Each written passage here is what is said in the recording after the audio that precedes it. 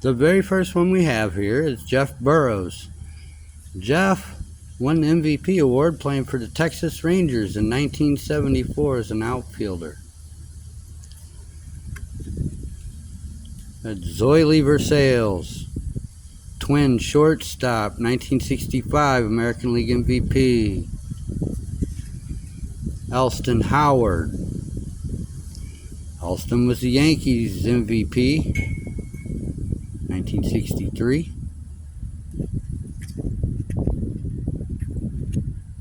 Don Baylor. He won the 1979 MVP for the Anaheim Angels. They won the Western Division.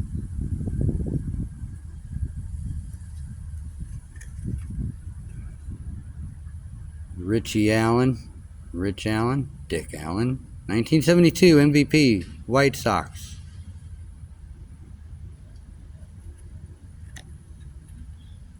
Got George Foster. He was a menace. He's one of the best players in baseball when I started watching. Like when I first got into baseball cards and watching baseball on TV, game of the week, This Week in Baseball, Monday Night Baseball. George Foster was the most feared hitter in the league. One of them, one of the top 5 for sure in the National League. He won 1977 MVP award and was the only player in the entire decade to hit 50 home runs. He hit 52 in his 1977 season. Got Vida Blue. Vida had probably the best year as a starting pitcher of any pitcher in the 70s in 1971. And he gave him the MVP award. He was part of the A's team. 71, he wins the MVP. 72, 73, and 74, he's a world champ and a World Series hero. Superstar. I think he should be in the Hall of Fame. Next we have Joe Torre. Joe, this is third base for the Cardinals. He played a lot for the Braves. He was an all-star catcher and third baseman. This is 1971 Most Valuable Player Award. Incredibly high batting average. Led the league.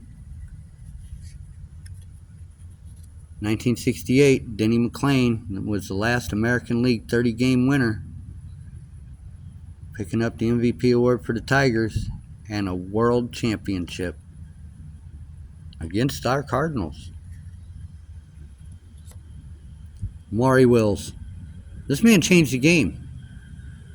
He brought back in a bigger way. He took what Jackie Robinson did in his style of play and took it to the extreme. Stole over 100 bases. Set the record, most stolen bases in a season. Captivated the world in the summer of 1962, winning the National League MVP for the Dodgers. Boog Powell. He played for Oriole teams that regularly won 100 games. Here he's the 1970 American League MVP. He's got a couple rings. A menacing hitter. Hit the ball a mile, country mile. Next we got the legend. And how much higher up on this list would he been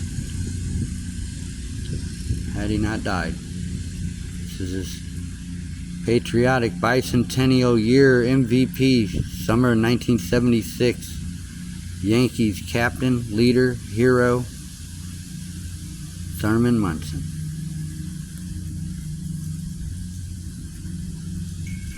Next I have Fred Lynn, who I cannot believe is not in the Hall of Fame. Him and Ichiro Suzuki are the only 2 players to win the Rookie of the Year and the MVP in the same season. He's got a batting title. He was the perennial American League All-Star center fielder in the All-Star game. Year after year. Like, he fits that Boston style, too, just so well. He ended up playing elsewhere throughout his career. Hit 20 home runs regularly. 300 hitter.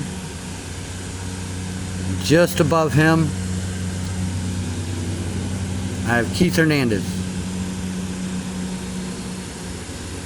He's got a couple hits on his birthday. And his birthday happens to come right in the middle of the World Series. Game 7 in '82 for the Cardinals. Tremendous player. Most Gold Glove awards of any first baseman in baseball history. Keith split the 1979 MVP award with Willie Stargell. Won a batting title.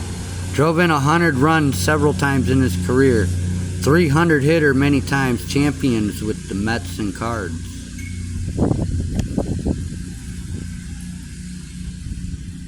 I wanted to put Hernandez above here because his numbers look better.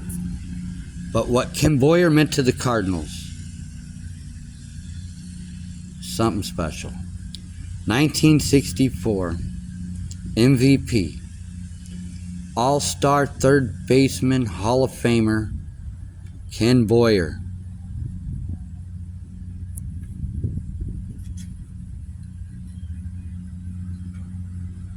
What can I say about this? I'm doing regularly doing videos on this guy.